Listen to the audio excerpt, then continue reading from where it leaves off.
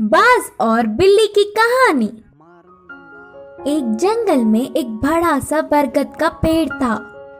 उस पेड़ के छाल में एक बूढ़ा बाज रहता था। वह बाज अंधा था, इसके कारण वह कहीं बाहर नहीं जा पाता। उस पेड़ पे बहुत सारे पंछी भी घोंसला बनाकर अपने बच्चों के साथ रहते थे। वह पंछियां पूरा दिन भोजन ढूंढने में लग जाते। यह बूढ़ा बाज पंछियों के बाहर जाने पर उनकी बच्चों को अच्छी अच्छी कहानियां बोलते हुए ध्यान रखता।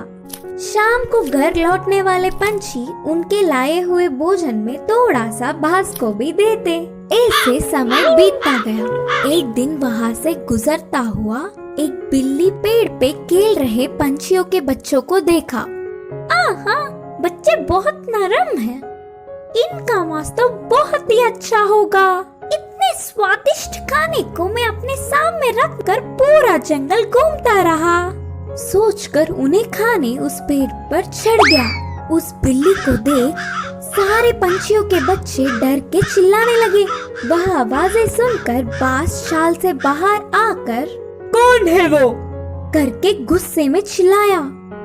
उस चिल्लाहट सुनते ही बिल्ली के ऊपर के प्राण ऊपर ही गए। उधर उन बच्चों के अलावा कोई नहीं सोचकर पेड़ चढ़ गया था। पर अब बाज को देख कांपने लगी। बचने के लिए उसे कोई रास्ता नहीं दिखा। जो होगा सो होगा सोचकर साहस करके कहा, हाँ, मैं एक बिल्ली हूँ। आपके आज्ञा के बिना इस पेड़ पर चढ़ के आने के लिए माफी चाहता हूँ। तब तुरंत बाज, क्या तुम बिल्ली हो? पहले इस पेड़ से उतरकर चले जाओ, नहीं तो तुम्हारे प्राण ले लूंगा, बोलकर चेतावनी दी। हाँ, पर अब गुस्सा ना हो। मेरा जन्म बिल्ली जात का होने पर भी उस जात के लक्षण नहीं आए। मैं मांस नहीं खाता, ऊपर से ब्राह्मण हूँ। इस जंगल के पंछी जानवर तुम सब बहुत ही अच्छे हैं करके तुम्हारे लिए अच्छा ही सुनकर तुमसे दोस्ती करने के लिए आया हूँ। बिल्ली ने बहुत ही होशियारी से कहा। बिल्ली के बातें सुनकर बाज बहुत खुश हुआ। इससे बिल्ली बाज की और तारीफ करने लगी। उस दिन से दोनों अच्छे दोस्त भी बन गए। तब से हर दिन वह बिल्ली पंछियों के ना होने के समय पर बाज के पास आकर 1 घंटा बातें करके चली जाती। बिल्ली के मीठे मीठे बातों से पंछियों के बच्चे उससे अच्छे से मिल गए। ऐसे कुछ दिन बीत गए। फिर मौका देख हाथ आए हुए हर एक बच्चे को खाना शुरू कर दिया।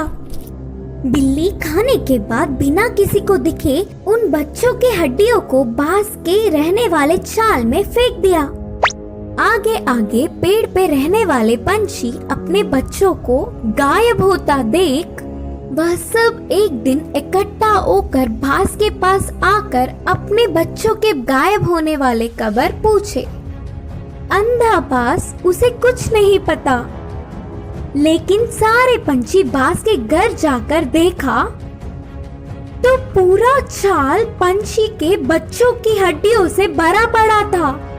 बिल्ली के बारे में ना कुछ जाने बिना सारे पंछी बाज ही उनके बच्चों को मारकर खाया होगा सोचकर उस बूढ़े बाज को अपने नुकीले चोंचों से वार कर करके मार दिया। करके पीड़ित होते हुए बाज ने अपने प्राण छोड़े। इस कहानी की शिक्षा है कि जन्मजात के लक्षण